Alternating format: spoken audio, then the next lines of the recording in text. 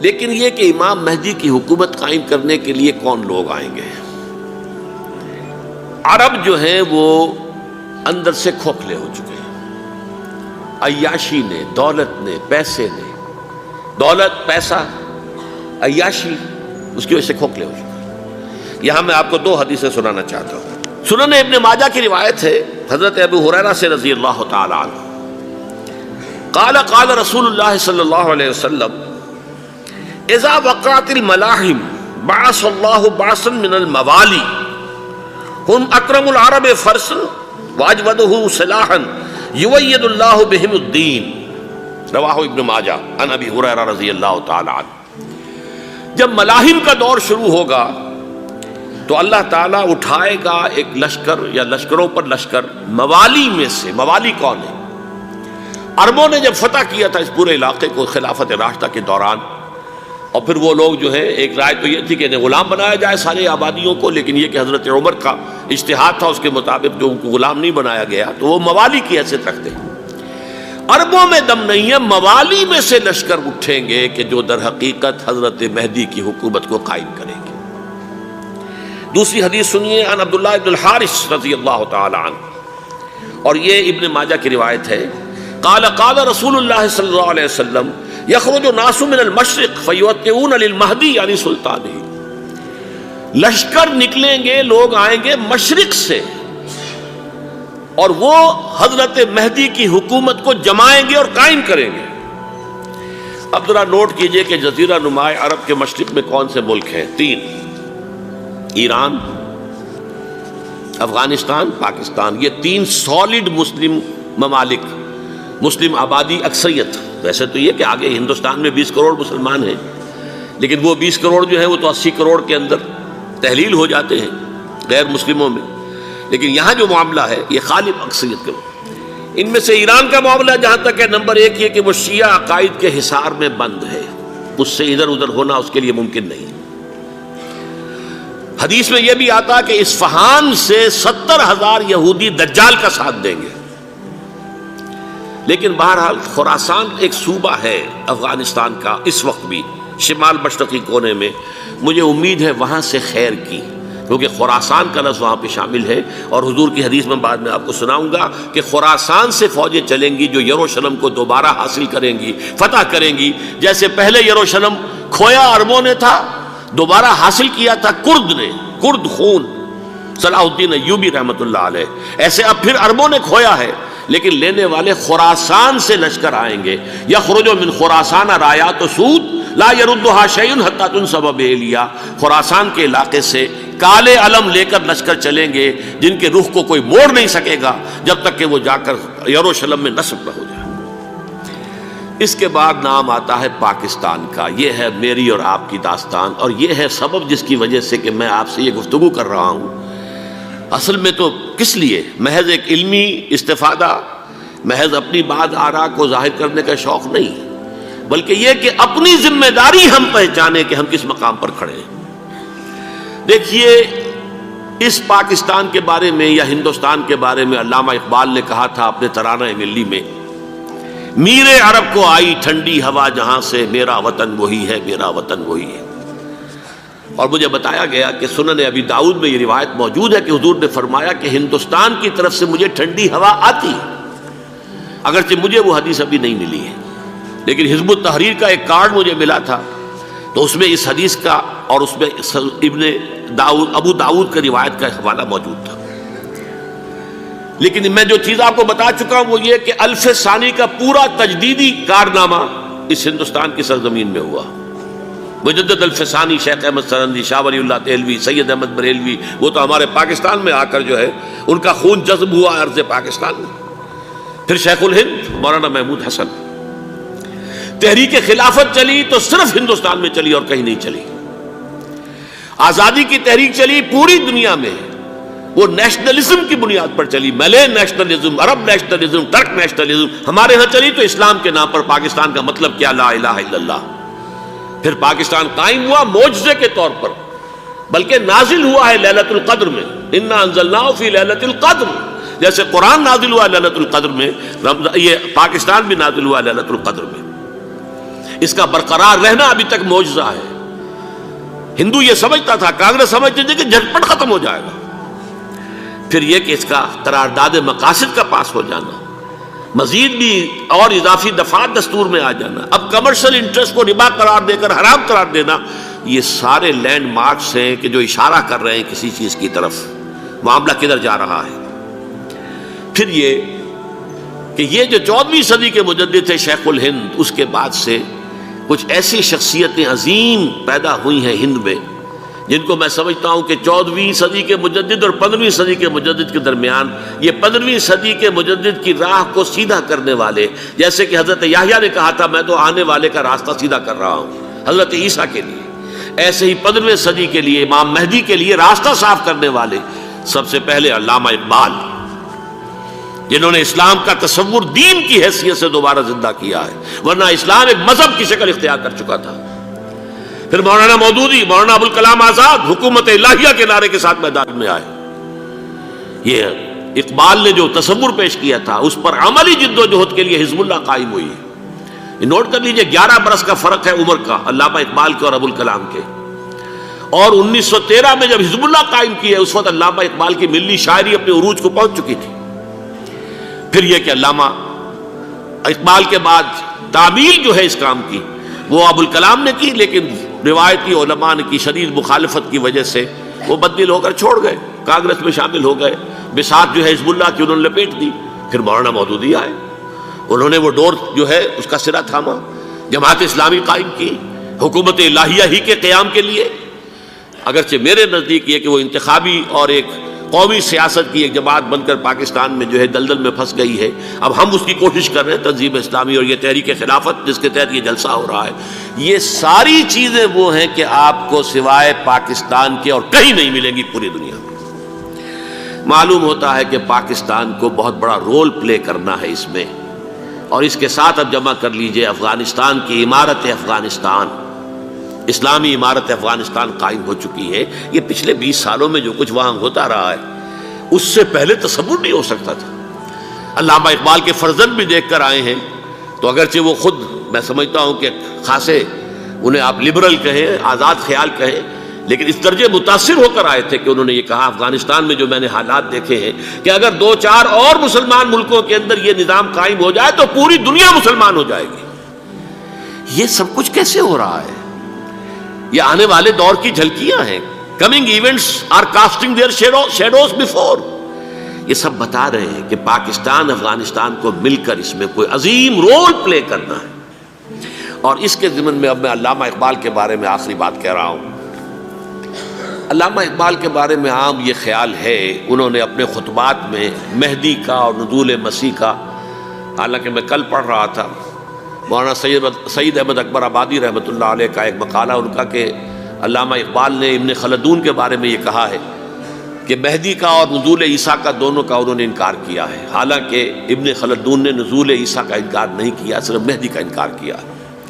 بہرحال علامہ اقبال نے خطبات میں انکار کیا ہے، لیکن یہ کہ اپنی شاعری کے اندر میں چیلنج کرتا ہوں کسی بڑے سے بڑے اقبال شناس کو، ان کا یہ شعر ذرا سنیے: خضر وقت از خلوت دشت حجاز آید بروں، کارواں زی وادی دور و دراز آید بروں۔ خضر وقت، امام وقت، رہنمائے وقت، قائد وقت، خلوت دشت حجاز، حجاز کی صحرا کی کسی خلوت گزینی سے نکل کر باہر آئیں گے۔ میں حیران ہوتا ہوں علامہ کے اس فکر پر اور اس مصرے پر۔ یہاں انہوں نے شیعہ اور سنی دونوں کے کانسیپٹ جمع کر دیے۔ شیعہ کا کانسیپٹ یہی چھپے ہوئے کسی غار میں وہاں سے برآمد ہوں گے، اور ہمارا کانسیپٹ میں ام سلمہ رضی اللہ تعالیٰ عنہ کی حدیث سنا چکا، چھپے ہوئے ہوں گے وہ وہاں پر، مدینے سے نکل کر آ کر مکے میں چھپ جائیں گے۔ اس خانہ جنگی کی حالت میں لوگ ان کی طرف دیکھ رہے ہوں گے، سوچتے ہوں گے انہیں میدان میں آنا چاہیے، کوئی پارٹ پلے کرنا چاہیے، امت کی رہنمائی کرنی چاہیے، لیکن وہ چھپیں گے، وہ کارے ہوں گے، وہ اس ذمہ داری کو قبول نہیں کرنا چاہیں گے، جا کے چھپ جائیں گے مکے میں، وہاں سے مکے والے انہیں نکالیں گے، اور وہ کارے ہوں گے، انہیں بالکل یہ پسند نہیں ہوگا کہ یہ ذمہ داری اٹھائیں۔ تو خضر وقت از خلوت دشت حجاز آیت بروں، کارواں زی وادی دور و دراز آیت بروں۔ کارواں جو چلے گا ان کی مدد کے لیے اس وادی دور و دراز، اس عظیم وادی دور و دراز، یہ وادی سندھ ہے۔ وادی سندھ جو ہے ہم سمجھتے ہیں کہ صرف یہ پاکستان اور پنجاب جو ہے یہ اس میں شامل ہے، سندھ اور پنجاب نہیں، افغانستان کا پورا مشرقی علاقہ اس میں شامل ہے۔ جیسے دریائے جہلم سندھ میں جا رہا ہے، جیسے دریائے گلگت سندھ میں آ کر ملتا ہے، جیسے دریائے چناب اور راوی اور جہلم اور یہ سب جا رہے ہیں اور آ رہے ہیں، اسی طرح دریائے کابل کہاں سے آ رہا ہے، دریائے گومل کہاں سے آ رہا ہے، ٹوچی کہاں سے آ رہا ہے، یہ سارا جو ہے ڈرین جو ہو رہا ہے ایسٹرن جو ہے پارٹ آف افغانستان، یہ سب وادی ہے۔ اس وادی کے یہ دو حصے ہیں، ایک حصہ جو ہے یہ ادھر پاکستان میں ہے اور اسی وادی کا دوسرا حصہ جو ہے وہ افغانستان میں ہے۔ کارواں زی وادی دور و دراز آیت بروں، کارواں چلے گا یہاں سے، یخرج ناس من المشرق یؤتون للمہدی یعنی سلطان ہی، مشرق سے فوجیں چلیں گی کہ جو مہدی کی حکومت قائم کریں گی، اور یخرج من خراسان رایات و سود، اور خراسان سے سیاہ پرچم چلیں گے کہ جن کا رخ کوئی موڑ نہیں سکے گا، حتیٰ تنصب بیلیا، یہاں تک کہ وہ جا کر یروشلم کے اندر نصب ہو جائیں گے۔ حضرات، میں ایک میری گفتگو کا حصہ باقی تھا لیکن میں اسے چھوڑ رہا ہوں، اس لیے کہ گلوبلائزیشن جو اس کی ہوگی، جو خلافت علی منہاج النبوہ کی تجدید کامل حضرت مہدی کے ہاتھوں عرب میں ہوگی، اس سے پہلے اس کے لیے محنت، کوشش، جد و جہد پاکستان اور افغانستان میں ہو چکی ہوگی جو اسے سپورٹ کرے گی اور وہاں جا کر حکومت قائم کرے گی۔ اس کے بعد گلوبلائزیشن کا جو مرحلہ اس کا ہے وہ حضرت مہدی کے ہاتھوں نہیں ہے، وہ حضرت عیسیٰ ابن مریم ان کے نزول کے بعد ہے، جن کے نزول کے بعد دجال کا خاتمہ ہوگا اور یہودیوں کا استحصال ہوگا، مسلمانوں پر بھی بڑی تکالیف عربوں پر آئیں گی، شدائد آئیں گے، لیکن یہ وہ میں حصہ ملتوی رکھتا ہوں کسی دوسری محفل اور کسی دوسری مجلس اور نشست پر۔ اب میں آپ کو ذرا اس جو انسانوں میں سے انسان دشمنی کا جن کا سب سے بڑا رول ہے، میں ان کی 2000 سالہ تاریخ کا آپ کے سامنے نقشہ رکھنا چاہتا ہوں۔ ان 1400 سال کا تو میں نے صرف 4 آپ کو پوائنٹس بتائے، موسیٰ سے عیسیٰ تک 1400 برس علیہ الصلوۃ والسلام، 2 مرتبہ عروج، 2 مرتبہ زوال، اشیریوں کے ہاتھوں پٹوائی، بابلیوں کے ہاتھوں پٹانا، گریکس کے ہاتھوں مرمت، رومنز کے ہاتھوں مرمت۔ یہ جو 2000 سال ہیں، کیونکہ اب تو ظاہر بات ہے 21ویں صدی شروع ہو گئی، 20 صدیاں حضرت مسیح کو پوری ہو گئی۔ پہلی بات نوٹ کیجئے، حضرت مسیح کی پیدائش ہے سن 1 قبل مسیح۔ یہ نقطہ آپ نے کبھی سنا ہے یا نہیں؟ جب ملینیم کا سلسلہ شروع ہوا تھا پچھلے سال تو میں نے بیان کر دیا تھا کہ ایک عجیب حساب کے اندر انہوں نے غلطی کی ہوئی ہے۔ حضرت مسیح کی پیدائش ہوئی 25 دسمبر کو، سن انہوں نے شروع کر دیا، اس کے بعد جنوری آئی تو پہلا سال شروع ہو گیا۔ اگر جنوری سے پہلا سال شروع ہوا تو یہ 6 دن جو ہے تو اس کے پچھلے سال میں تھے، لہذا کہا جائے گا کہ Jesus Christ was born 1 year before Christ, BC۔ تو 1 قبل مسیح میں حضرت مسیح کی پیدائش ہوئی۔ یہ آخری اسرائیلی نبی اور رسول، یہودی علماء کی مخالفت، دشمنی، سولی پر چڑھوا دینا میں بیان کر چکا ہوں۔ سن 33 عیسوی میں جبکہ حضرت مسیح کی عمر 33 برس تھی، اللہ تعالیٰ نے انہیں زندہ آسمان پر اٹھا لیا، لیکن یہودیوں نے اپنے خیال کے مطابق انہیں سولی پر چڑھوا دیا، ان کی موت واقع ہو گئی۔ اگرچہ اس کے بعد یہ اختلاف ہے ان میں، یہودی کہتے ہیں وہ سولی پر چڑھ گیا، ختم ہوا، مر گیا، عیسائی کہتے ہیں نہیں، انتقال ہوا ہے مسیح کا صلیب پر، لیکن پھر وہ دوبارہ زندہ ہو گئے ہیں۔ ان کی لاش ایک غار میں رکھ دی گئی تھی، وہاں ریزریکشن ہو گیا، ان کا باعث بعد الموت وہی ہو گیا، اور پھر انہیں اللہ نے زندہ آسمان پر اٹھا لیا۔ تو ہمارے اور عیسائیوں کے درمیان نوٹ کر لیجئے، یہ چیز مشترک ہے کہ حضرت مسیح آسمان پر زندہ اٹھائے گئے۔ فرق کیا ہے؟ وہ سمجھتے ہیں کہ سولی دیے گئے، سولی پر مرے، پھر زندہ ہوئے، پھر گئے۔ ہم سمجھتے ہیں کہ نہیں، وما صلبوہ وما قتلوہ، انہوں نے نہ صلیب دے سکے انہیں اور نہ انہیں قتل کر سکے، بل رفع اللہ الیہ، اللہ نے اٹھا لیا۔ پھر ہمارا اور یہ اس کا عیسائیوں کا ایک اور اتفاق ہے، سیکنڈ کمنگ آف جیسس، حضرت مسیح دوبارہ آئیں گے، یہ عیسائیوں کا بھی عقیدہ ہے اور ہمارا بھی۔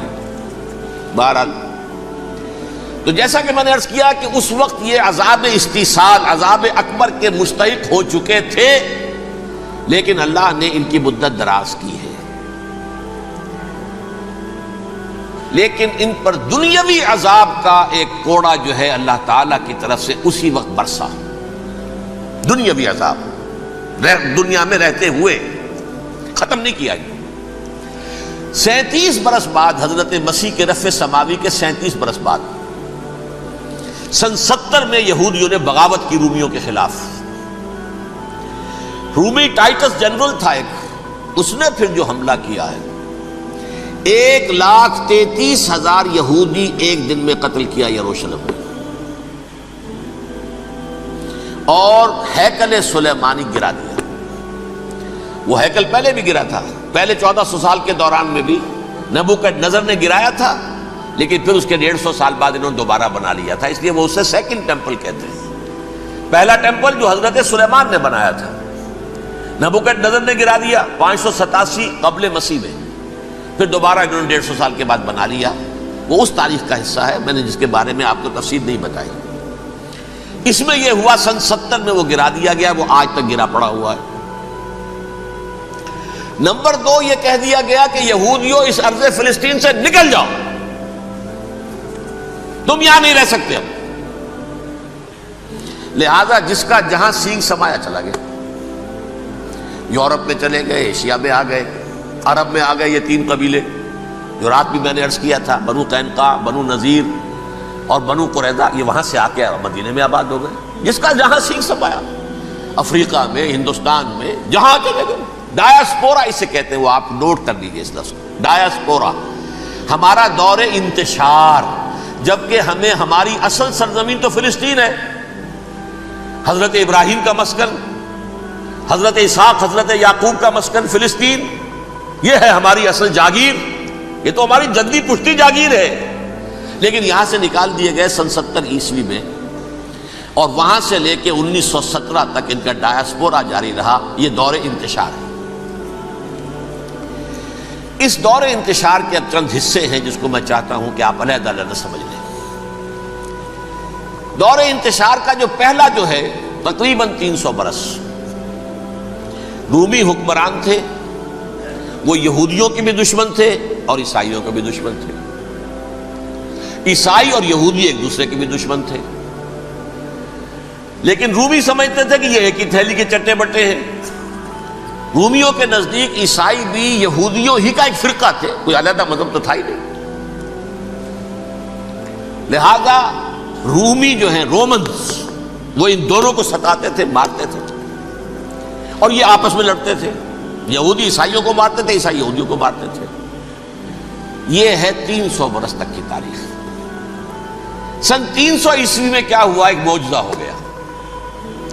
بہت عظیم ایمپرر کانسٹینٹائن، قسطنطین اعظم، رومن ایمپررز میں سے بہت بڑا ایمپرر، وہ عیسائی ہو گئے۔ اب تو معاملہ بالکل تلپٹ ہو گیا، پوری سلطنت عیسائی ہو گئی۔ اب عیسائیوں کے عیش ہو گئے اور یہودیوں پہ مار پڑنی شروع ہوئی۔ اب عیسائیوں کا آپ خود سوچئے کہ جنہیں وہ خدا بنا بیٹھے ہیں، خدا کا بیٹا قرار دے رہے ہیں، ان کے قاتل کون؟ یہودی، بدماش۔ لہذا ان کی وہ پٹائی شروع ہوئی ہے یورپ میں، پوری رومن امپائر میں، انہیں ذلیل کیا گیا، شہروں میں آمد بند، علیحدہ رہو، گھیٹوز کے اندر رہو۔ یہودی کا نام جو ہے وہ گالی بن گیا، جیسے آج بھی یہودی گالی کہتے ہیں، جیسے خنزیر کا لفظ، وہ بھی اللہ کی مخلوق ہے، لیکن آپ کو معلوم ہے کوئی شخص زبان پہ نام نہیں لانا چاہتا خنزیر کا، سور کا، ہے تو مخلوق وہ بھی ایک حیوان ہے۔ ایسے ہی یہ ہے یہودی، یہودی گالی، جیوٹ گالی۔ لہذا ایک طرف تو ان دونوں کے درمیان دشمنی، جس کو قرآن کہتا ہے وَأَغْرَيْنَا بَيْنَهُمُ الْعَدَاوَةَ وَالْبَغْضَاءَ، ہم نے ان کے مابین دشمنی جو ہے پیدا کر دی ہے۔ اور جب یہ پوری سلطنت عیسائی ہو گئی تو قافیہ تنگ ہو گیا یہودیوں کا، اب آئیے 571 عیسوی، یعنی جبکہ ڈائسپورا کو کتنا عرصہ ہو چکا تھا؟ 500 برس۔ سن 70 سے شروع ہوا نا ڈائسپورا، جب ٹائٹس نے گرایا ہے ہیکل کو اور نکال باہر کیا انہیں فلسطین سے، بھاگ جاؤ یہاں ایک یہودی بھی نہیں رہے گا، فلسطین سے نکال دیے گئے۔ اس کے پورے 500 برس بعد سن 571 عیسوی میں حضور کی پیدائش ہوئی، ولادت باسعادت محمد رسول اللہ صلی اللہ علیہ وسلم۔ 610 میں آپ پر وحی کا آغاز ہوا، لیکن حضور کے ساتھ ان کا معاملہ کیا رہا؟ اول تو جبکہ حضور ابھی مکے ہی میں تھے، یہودیوں نے ریشہ دوانیاں شروع کر دی حضور کے خلاف۔ قریش مکہ کو سکھاتے تھے، پڑھاتے تھے، ان سے یہ پوچھو، ان سے یہ پوچھو، یہ اس طرح تنگ کرو، ان سے یہ امتحان لو، یہ آپ کے علم میں ہے۔ سورہ بنی اسرائیل میں، سورہ کہف میں وہ سوالات جو امتحانی سوالات آئے تھے، ذوالقرنین کون تھا، اصحاب کہف کون تھے، تم رسول بنے پھرتے ہو تو بتاؤ، اور یہ روح کی حقیقت کیا بتاؤ، یہ ساری ریشہ دوانیاں کر رہے تھے بیٹھے ہوئے ابھی وہیں پر، حضور ابھی پہنچے بھی نہیں۔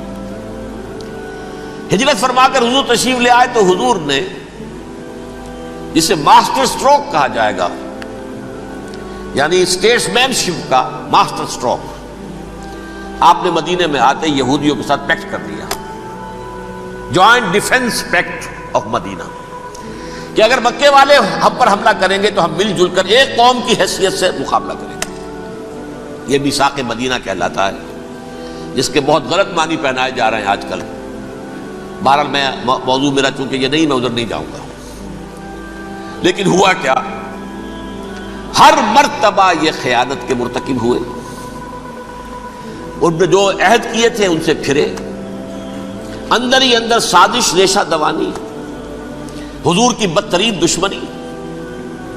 سورہ نساء کی آیت نمبر 12 میں 13 میں فرمایا ہے، لا تزال تطلع علی خائنۃ منہم، اے نبی ہمیشہ آپ کے علم میں ان کی طرف سے خیانتیں، بددیانتیاں آتی رہیں گی،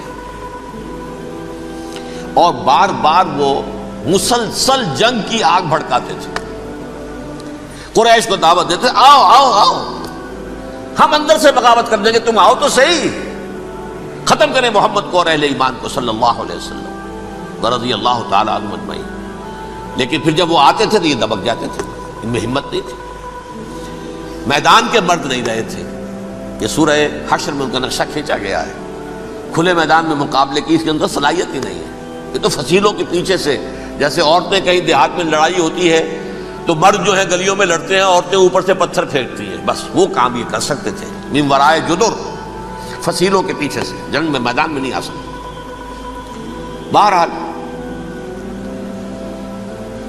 قرآن مجید میں ہے یہ، سورہ مائدہ کی آیت نمبر 64، کلما اوقدوا نارا للحرب اطفاها اللہ، اکثر و بیشتر مواقع پر تو یہ جب آگ بھڑکاتے تھے جنگ کی، اللہ اسے بجھا دیتا تھا۔ لیکن بہرحال اس کے باوجود جنگیں ہوئی، غزوہ بدر، غزوہ احد ہوئی کہ نہیں؟ یہ ساری اصل شرارت نہیں تھی، اور اس کے نتیجے میں حضور نے پھر ایک ایک کر کے 3 قبیلوں کو سزا دی۔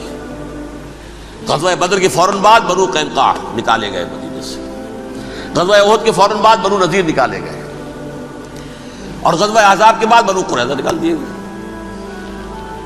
یہ تو میں نے آپ کے سامنے رکھ دیا صرف حضور کے زمانے میں ان کا کیا رویہ رہا، دشمن۔ رات بھی ہم نے وہ آیت پڑھی تھی، لَتَجِدَنَّ أَشَدَّ النَّاسِ عَدَاوَةً لِلَّذِينَ آمَنُوا الْيَهُودُ وَالَّذِينَ أَشْرَكُوا، اہل ایمان کی دشمنی میں شدید ترین تم پاؤ گے یہودیوں کو اور مشرکین، مشرکین بھی بعد میں ہے، پہلے یہودی۔ حضور کے بعد کیا ہوا اب یہ نوٹ کیجئے، یہ ان کی تاریخ کا دوسرا دور ہے۔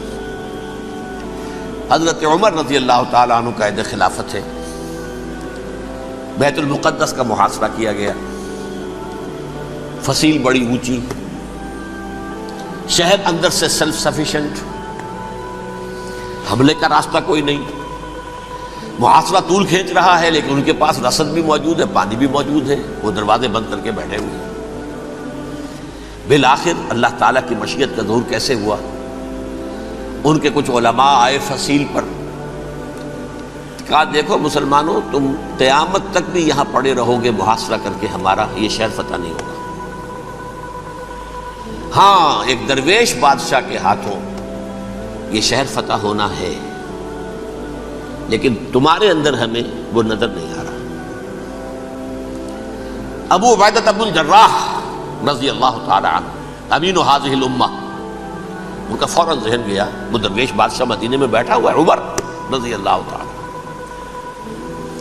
اب ایک اور عمر بھی ہے جو قندھار میں بیٹھا ہے، نقشہ وہی ہے، سادگی کی حد تک نقشہ وہی، بالکل وہی، اپنی آنکھوں سے دیکھا ہے وہی سادگی۔ عمر اول عمر ثانی تھے عمر بن عبدالعزیز۔ اب ایک اللہ کے فضل سے اللہ تعالیٰ ایدہ اللہ بنصرتہ، اللہ تعالیٰ ان کی نصرت فرمائے، دشمنوں کو ان کے مقابلے میں نیست و نابود کرے۔ انہوں نے ریکویسٹ بھیج دی کہ حضور تشریف لائیے، یہ شہر فتح ہو جائے گا۔ وہ ہے سفر تاریخی، اتنا طویل سفر، تقریباً 700 میل، ایک اونٹ، ایک خادم، ایک منزل پہ امیر المومنین اوپر بیٹھے، خادم آگے چل رہا ہے، اگلی منزل پہ خادم اوپر بیٹھا ہے، امیر المومنین آگے جا رہے ہیں۔ اور جب پہنچے ہیں تو وہ باری تھی خادم کی، انہوں نے ہاتھ جوڑ دیا، حضور خدا کے لیے تم کیا کہیں گے لوگ، وہ میرا برا حال کر دیں گے، تمہیں شرم نہیں آئی؟ امیر المومنین پیدل آگے چل رہے ہیں نکیل پکڑ کر، اور تم بیٹھے ہو اوپر براجمان ہو۔ حضرت عمر فرمایا الدور دورک، نہیں باری تمہاری ہے، بیٹھ۔ اس حال میں پہنچے ہیں، اور پھر یہ کہ ابو عبیدہ بن الجراح آئے ہیں، استقبال کیا ہے تو دیکھا ہے اس حال میں چلے آ رہے ہیں، عمر نکیل پکڑے ہوئے چلے آ رہے ہیں، اور کہتے ہیں کہ کہیں کیچڑ ویچڑ تھا، جوتے خراب ہو گئے تھے، وہ بھی اتار کے ہاتھ میں پکڑے ہوئے، کپڑے تو تھے ہی پھٹے ہوئے۔ انہوں نے کہا بھی حضرت ابو عبیدہ نے، دیکھیے یہ بڑا متمدن ملک ہے، بڑا مہذب علاقہ ہے یہ، آپ ذرا حلیہ اپنا دوست فرما لیں تب جا کے پیش ہم آپ کو کریں گے۔ آپ نے فرمایا نحن قوم اعزنا اللہ بالاسلام، ہم وہ قوم ہیں جنہیں اللہ نے عزت دی ہے اسلام کے ذریعے سے، کپڑوں کے ذریعے سے نہیں، دولت کے ذریعے سے نہیں۔ اسی حال میں گئے ہیں، اوپر سے انہوں نے کھڑے ہو کر نشانیاں دیکھی ہیں، اپنی کتابیں کھولی، ہاں یہ وہی ہے، اچھا لو جی سرنڈر، شہر تمہارے ہاتھ میں۔ خون کا ایک قطرہ نہیں بہا اور بیت المقدس فتح ہو گیا۔ لیکن اس وقت حضرت عمر نے ایک نرمی یہ کی کہ یہودیوں کے لیے بھی اسے اوپن سٹی قرار دے دیا۔ یہ احسان عظیم حضرت عمر کا، اس سے پہلے یہودی آ ہی نہیں سکتا تھا، داخل ہی نہیں ہو سکتا تھا، وہاں وہ آ کر وزٹ نہیں کر سکتا تھا، زیارت نہیں کر سکتا تھا اپنے مقدس مقامات کی۔ حضرت عمر نے یوں سمجھیے کہ تقریباً 550 برس کے بعد ان کے لیے راستہ کھولا ہے کہ ہاں تم آ سکتے ہو، زیارت کر سکتے ہو۔ لیکن یہ عیسائیوں نے لکھوایا معاہدے کے اندر، انہیں یہاں آپ آباد ہونے کی اجازت نہیں دیں گے، لیکن کم وزٹ دی پلیسز، دیکھیں زیارتیں کریں اور جائیں۔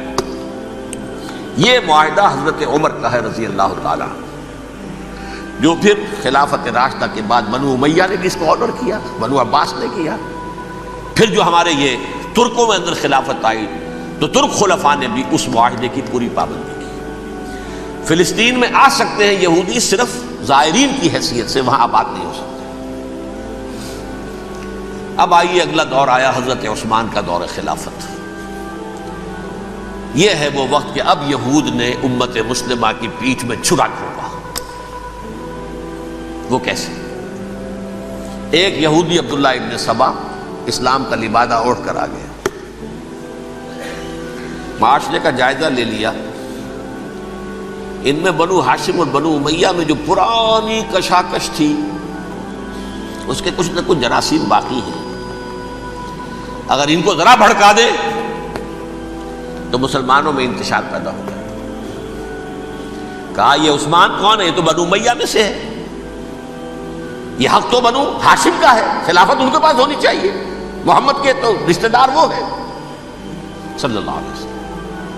عوام الناس کے اندر بات پھیلنی شروع ہوئی، پھر ایک بڑی سازش کے انداز میں حضرت عثمان کے خلاف پروپیگنڈا، حضرت عثمان کے جو عاملین تھے، گورنر تھے، ان کے خلاف پروپیگنڈا، اور ایسی ہوشیاری کرتے تھے کہ کوفے میں کوفے کے حاکم کے خلاف کچھ نہیں کہنا، اجی مصر میں یہ ہو رہا ہے، اجی شام میں یہ ہو رہا ہے، اجی یہ جو عثمان ہے وہ یہ کر رہا ہے، یہ ظلم ہو رہا ہے، یہ لوٹ مار ہو رہی ہے، یہ خیانتیں ہو رہی ہیں۔ اب نہ تو اس زمانے میں مینز آف کمیونیکیشن، کیسے تصدیق کریں گے؟ افواہیں تو آپ آج کراچی کے اندر شروع ہو جائے تو پتہ نہیں چل سکتا کسی کو کہ کیا اس میں صداقت ہے کیا جھوٹ ہے. اور بری بات جو ہے فطرت انسانی کی کمزوری ہے وہ فوراً قبول کرتا ہے. کسی کے بارے میں اچھی بات ماننے کو تیار نہیں ہوتا لیکن بری بات تو فوراً تیار ہے. بہرحال یہ فتنہ انہوں نے اٹھایا، حضرت علی کی الوہیت کا فتنہ اٹھایا، حضرت عثمان کے خلاف الفتنۃ الکبریٰ برپا کیا. حضرت عثمان شہید ہوئے. اس کے بعد 5 برس تک مسلمان ایک دوسرے کی گردنیں کاٹتے رہے، باہمی خانہ جنگی ہوئی. امت کو وہ زخم لگایا ہے جو آج تک جس سے خون رس رہا ہے. یہ شیعان عثمان اور شیعان علی تھے جو بعد میں پھر سنی اور شیعہ ہو اور آج تک ہی. فتنہ کس نے جگایا؟ ایک عبداللہ ابن سبا یہودی اور اس کے کارندے، شیطان کا ایجنٹ، اور انسانوں میں سے بھی اس کے جو بھی حواریین تھے اور شیطانوں کے اندر سے بھی تھے، انہوں نے بھی اس آگ کو بھڑکایا. یہ آپ سوچ لیجئے کہ یہ کس نے وہ زخم لگایا؟ یہودی. اگلا دور آیا، خلافت راشدہ ختم ہوئی، بنو امیہ کا بھی دور کافی گزر گیا. طارق ابن زیاد 712 عیسوی میں حملہ کرتے ہیں اسپین پر. اسپین اس وقت عیسائیت کا بہت بڑا گڑھ، بڑے کٹر ترین عیسائی جو ہے وہ اسپین میں تھے. لہذا یہودیوں کی وہاں بہت پٹائی ہوتی تھی، یہ میں بتا چکا ہوں. دشمنی تھی ان کی تو چلی آ رہی تھی عیسائیوں کے ہاتھوں یہودیوں کی. وہ تو سن 300 عیسوی سے ایمپرر کانسٹنٹائن کے بعد سے شروع ہو گئی تھی.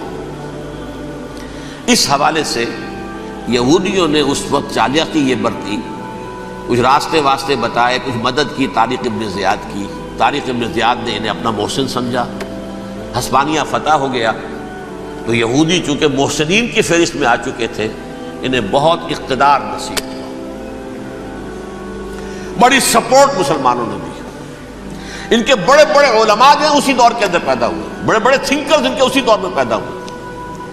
بن گوریون جو کہ ایک وزیر اعظم تھا اسرائیل کا، اس نے یہ لکھا ہے اپنی کتاب میں، Muslim Spain was the golden era of our diaspora. وہ ڈائسپورا جو 70 عیسوی سے شروع ہوا تھا اور 1917 عیسوی تک جاری رہا ہے، اس میں سے گولڈن ایرا ہمارا جو تھا وہ مسلم اسپین تھا. ہسپانیہ میں بیٹھ کر ہم نے عیش کیے. لیکن وہاں سے انہوں نے اور جو کچھ کیا، یہ تو داستان کے تو بہت سے گوشے ہیں، لیکن میں جس اسٹریٹ لائن میں چل رہا ہوں اس کے اعتبار سے ایک بات سمجھ لیجیے. وہاں بیٹھ کر انہوں نے اب عیسائیت کی پیٹھ میں چھرا گھونپا، پروٹیسٹنٹ مذہب پیدا کیا، تقسیم کر دیا. جیسے شیعہ سنی کی تقسیم، عبداللہ ابن سبا، رومن کیتھولک اور پروٹیسٹنٹ کی تقسیم، یہودی علماء. ہوتا کیا تھا؟ ہسپانیہ کی یونیورسٹیاں ہیں، کارڈووا میں ہے، ٹولیڈو میں ہے، گریناڈا میں ہے، غرناطہ، قرطبہ، تولیتلا. اور وہاں آتے تھے لوگ، فرانس سے چلے آ رہے ہیں نوجوان پڑھنے کے لیے، جرمنی سے چلے آ رہے ہیں، اٹلی سے چلے آ رہے ہیں. 3 ہی ملک قریب ترین پڑھتے ہیں سینٹرل جو یورپ کے ہیں. یہاں پر جو ہے وہ اسلام جو نور پھیلا رہا تھا اس سے بھی مستفیض ہوئے. جہالت کے جو ہے پردے ان کے وہ چھٹے.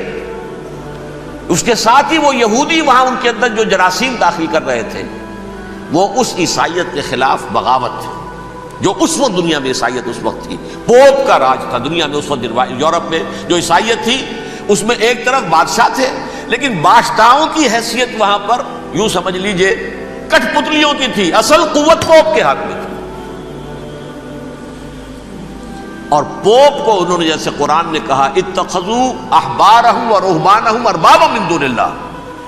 چونکہ سینٹ پال نے شریعت موسوی ساقط کر دی تھی تو اب شریعت تھی ہی نہیں. پوپ کو اختیار تھا جس چیز کو چاہے حلال قرار دے دے، جس چیز کو چاہے حرام قرار دے دے.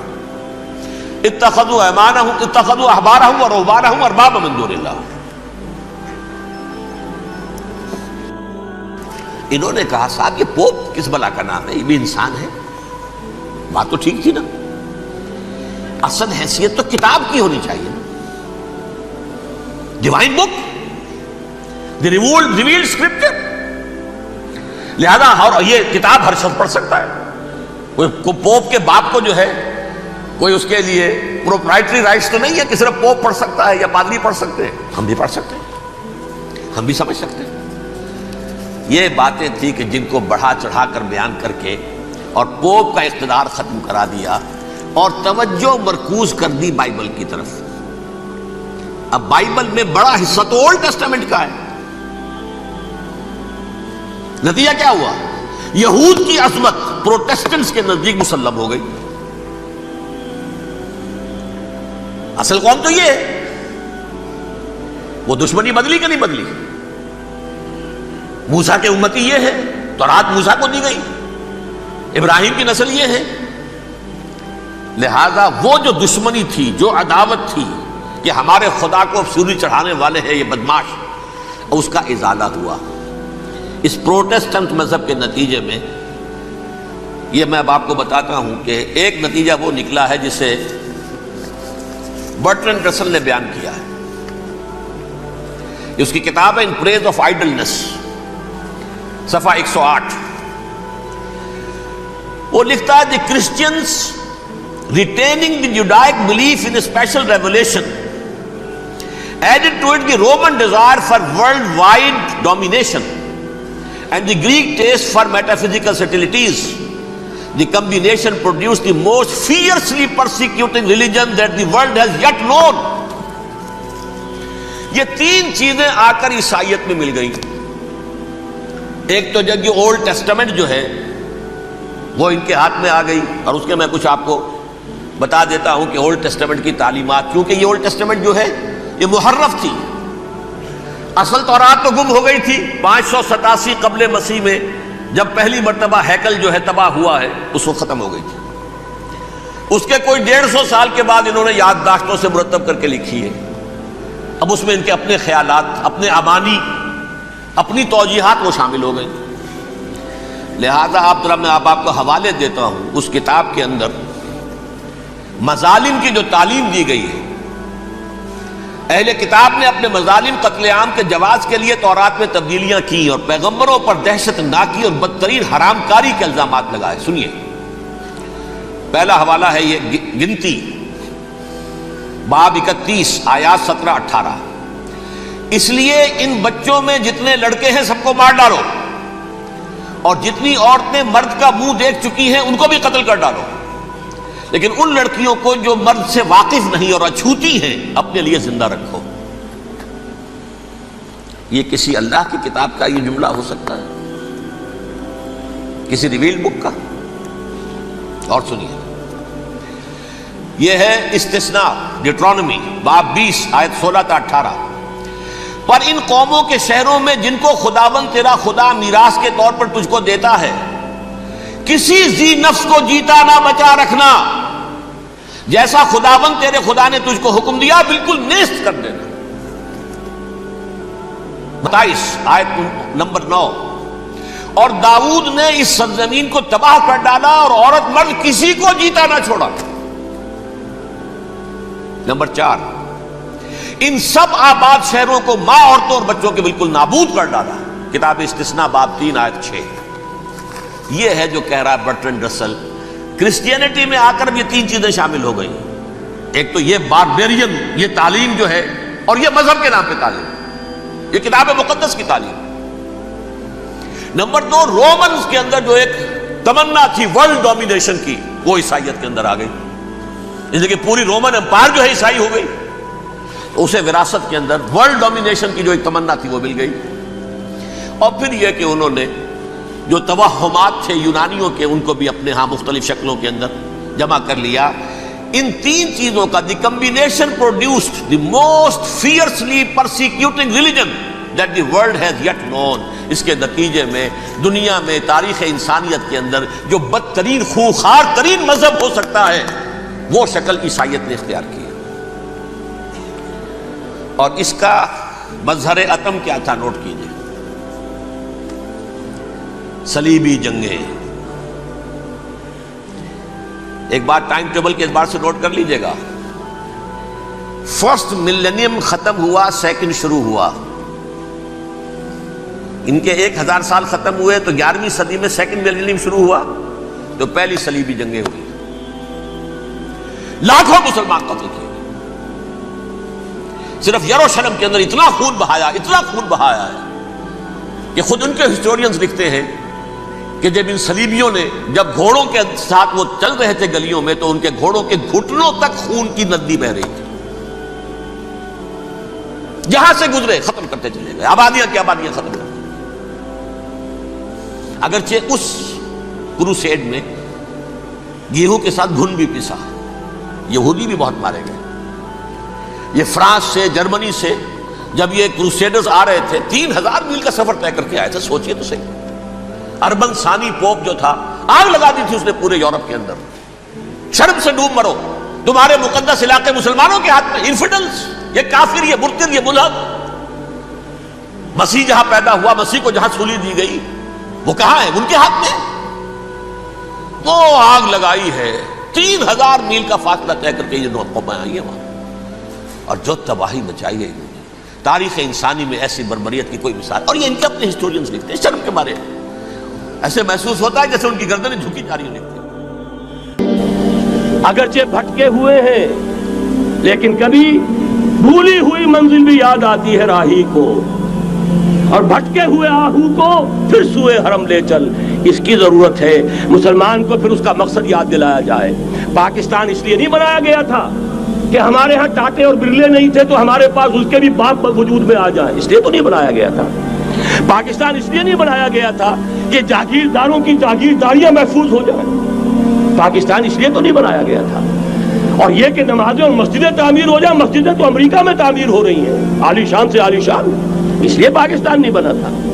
آج بھی مسلمان, میں معذرت سے عرض کر رہا ہوں مولانا سے, آج بھی بھارتی مسلمان کی ایوریج نمازی ہونے کے اعتبار سے پاکستانی مسلمان سے کہیں بہتر.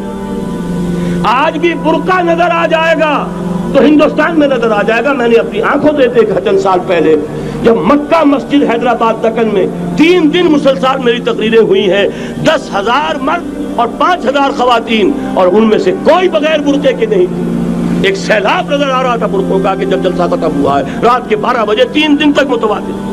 یہاں کہاں نظر آئے گا برقع آپ کو؟ یہاں تو جس کے پاس 2 پیسے ہو گئے اس نے سب سے پہلے برقع اتار کے پھینک دیا. معلوم اچھی طرح سمجھ لیجئے, یہ چیزیں تو وہاں زیادہ ہیں یہاں کی نسبت. اصل ضرورت تھی کہ یہاں اس نظام کو قائم کیا جائے, وہ نظام عدل اجتماعی, وہ جس میں حریت ہو, جس میں عام آدمی بھی خلیفہ وقت کو ٹوک سکے. یہ کرتا کیسے بن گیا؟ ایک خاتون بھی کھڑی ہو کر دامن پکڑ لے, عمر تمہیں کیا حق ہے کہ ہمارے مہر کے اوپر پابندی لگا رہے ہو, جبکہ اللہ نے نہیں لگائی. اللہ قرآن میں قنطارہ کا لفظ استعمال کر رہا ہے. ڈھیروں سونا دے دے کوئی شخص اپنی بیوی کو مہر کے اندر, طلاق دیتے وقت اس میں سے کچھ نہیں لے سکتا. آپ کون ہوتے ہیں ہمارے حق کے اوپر پابندی لگانے والے؟ اور عمر نے کہا, آج ایک بڑھیا نے وہ اب عمر کو دین سکھایا, آرڈیننس واپس. حضرت سعد ابن ابی وقاص رضی اللہ تعالی عنہ جو فاتح ایران تھے, وہ گورنر ایسے ہی نہیں بن گئے تھے ریوڑیاں بٹی ہو اور گورنر ہی مل گئی ہو. وہ تو خود فاتح تھے ایران کے, اس لیے گورنر تھے. صرف ایک پرچہ پہنچا ہے بارگاہ خلافت میں, حضرت عمر فاروق کے پاس انفارمیشن آئی سعد نے اپنے گھر کے باہر ڈیوڑی بنا لی ہے اور ایک دربان کھڑا کر دیا ہے. حضرت بلال کو بھیجا ہے رقعہ دے کر, اور یہ حکم تھا کہ بلال پہلے تو جاتے ہی ڈیوڑی میں آگ لگا دینا, پھر یہ رقعہ دینا میرا. اور رقعے میں لکھا ہوا تھا, ہے سعد, لوگوں کو ان کی ماں نے آزاد جانا تھا, تم نے انہیں اپنا غلام کب سے بنا لیا ہے. یہ دربان کھڑے کر دیا اپنے آگے.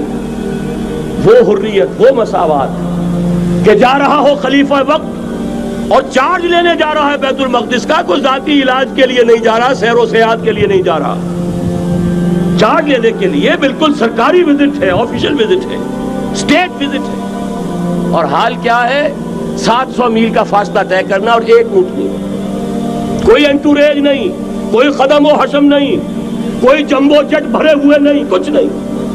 ایک اونٹنی, ایک خادم. اس ایک اونٹنی پر چونکہ راستے کا راشن بھی ہے لہذا 2 آدمی نہیں بیٹھ سکتے, ایک بیٹھ سکتا. ایک منزل خلیفہ وقت بیٹھا ہوا ہے اوپر اور خادم نکیل پکڑ کر چل رہا ہے. اگلی منزل خادم اوپر بیٹھا ہے اور خلیفہ وقت عمر بن الخطاب رضی اللہ تعالی عنہ, اور وہ آگے آگے نکیل پکڑ کر چل رہے ہیں.